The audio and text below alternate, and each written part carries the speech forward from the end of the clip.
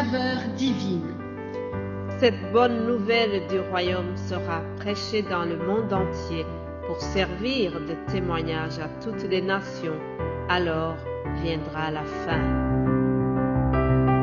Ce pain céleste vous est présenté par Immaculée Niraneza.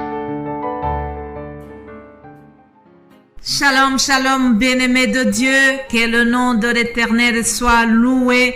Nous voulons encore une fois remercier le Seigneur pour sa bonté, pour son amour qui continue à nous accompagner.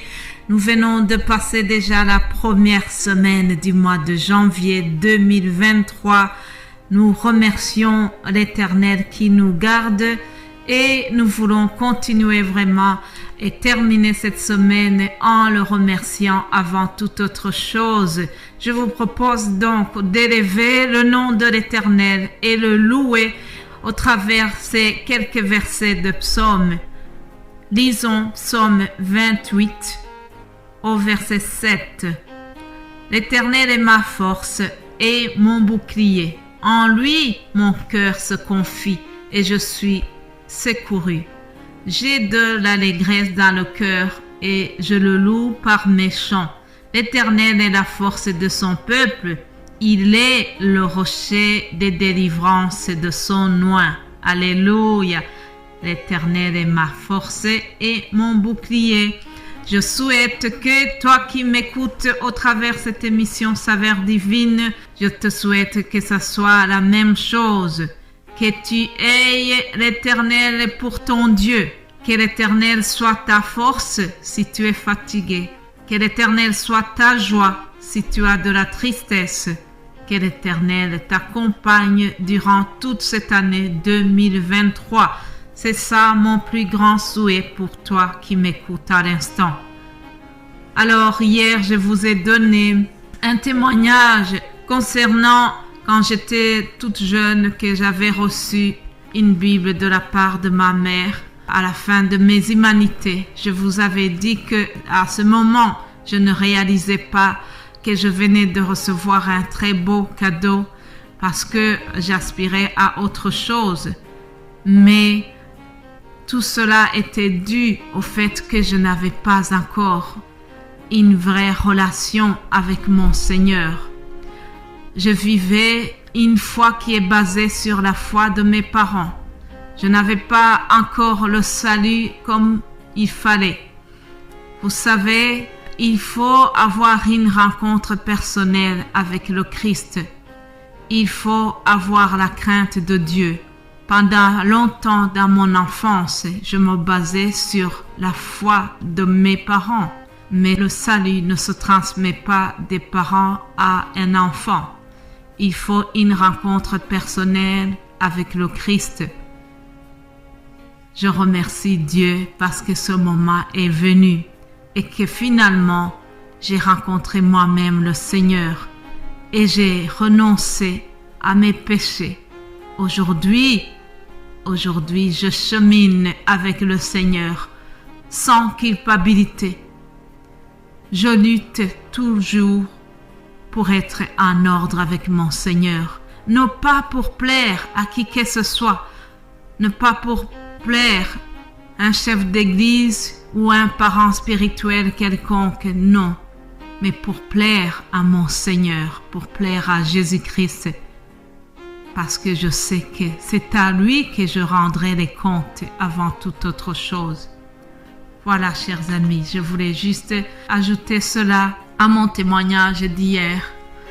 Alors, aujourd'hui, nous terminons donc notre semaine. Vous savez que la semaine Saveur Divine se termine vendredi. J'espère que en dehors de ces enseignements que vous écoutez au travers Saveur Divine et dans d'autres réseaux, j'espère qu'en dehors de ça, vous avez aussi une église locale où vous êtes attachés parce que c'est très important. J'ai déjà discuté avec quelqu'un qui m'a dit « Moi, j'ai été déçu dans les églises, donc maintenant je ne vais nulle part. Je vais rester chez moi et je vais écouter les enseignements sur Internet. » Si tu as pris une décision pareille, je te dis que c'est faux. s'il te plaît, essaie de chercher une église locale où tu dois grandir, où tu dois cheminer avec les frères et sœurs.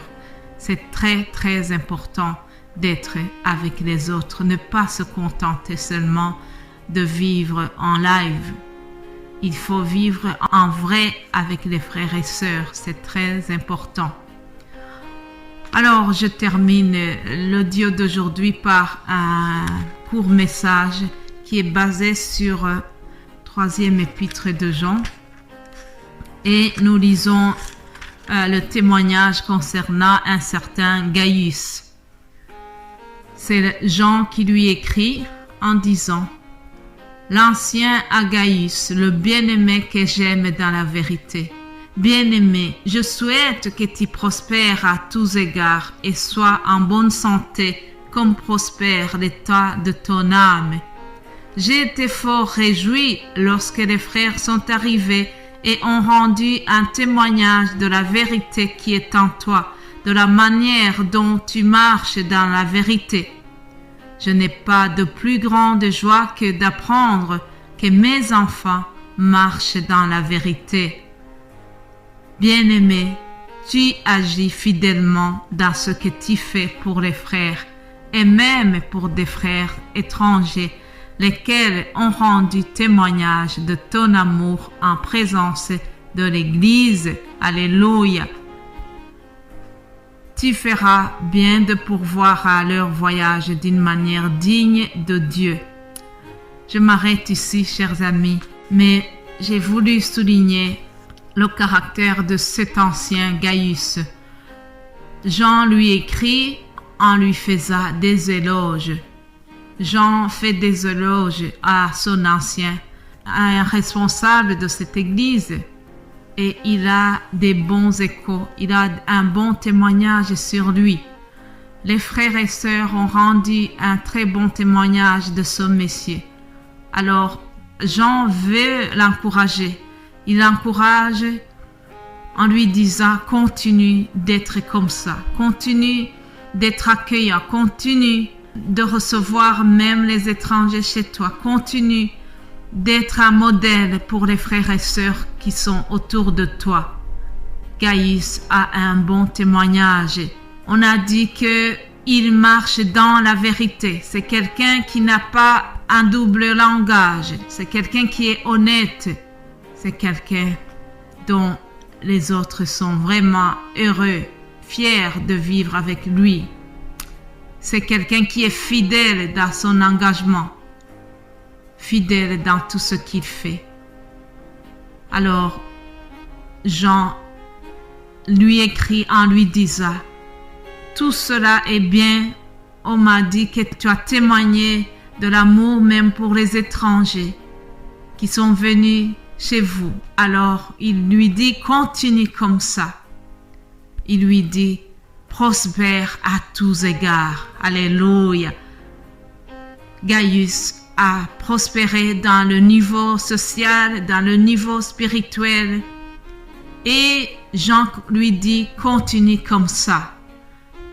Mes bien-aimés de Dieu, en terminant cette semaine, je voudrais aussi vous dire la même chose, vous souhaiter la même chose. Prospérez à tous égards.